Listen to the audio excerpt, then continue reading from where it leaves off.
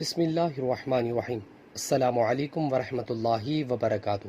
رسول اللہ صلی اللہ علیہ وسلم نے فرمایا، کسرا ایران کا بادشاہ برباد و ہلاک ہو گیا، اب اس کے بعد کوئی کسرا نہیں آئے گا، اور کیسر روم کا بادشاہ بھی ہلاک و برباد ہو گیا، اور اس کے بعد شام میں کوئی کیسر باقی نہیں رہ جائے گا، اور ان کے خزانے اللہ کے راستے میں تقسیم ہوں گے۔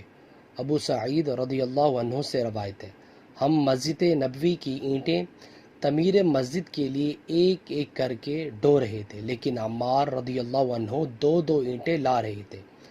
اتنے میں نبی کریم صلی اللہ علیہ وسلم ادھر سے گزرے اور ان کے سر سے غبار کو صاف کیا، پھر فرمایا، افسوس عمار کو ایک باغی جماعت مارے گی، یہ تو انہیں اللہ کی اطاعت کی طرف دعوت دے رہا ہوگا، لیکن وہ اسے جہنم کی طرف بلا رہے ہوں گے۔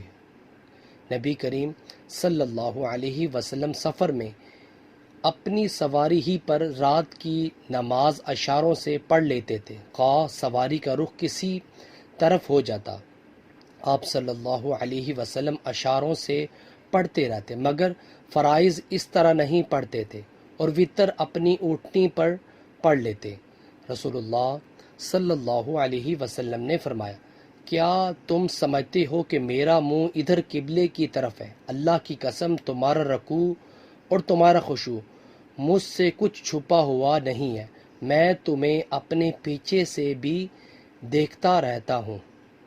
نیچے والا موجود ہے۔ سو ویورز، اللہ تعالیٰ سے دعا، اللہ تعالیٰ ہمیں بھی اپنی زندگی کو اسلام کے مطابق بسر کرنے کی توفیق عطا فرمائے۔ ویڈیو کو شیئر کریں۔ جزاک اللہ۔ السلام علیکم ورحمۃ اللہ وبرکاتہ۔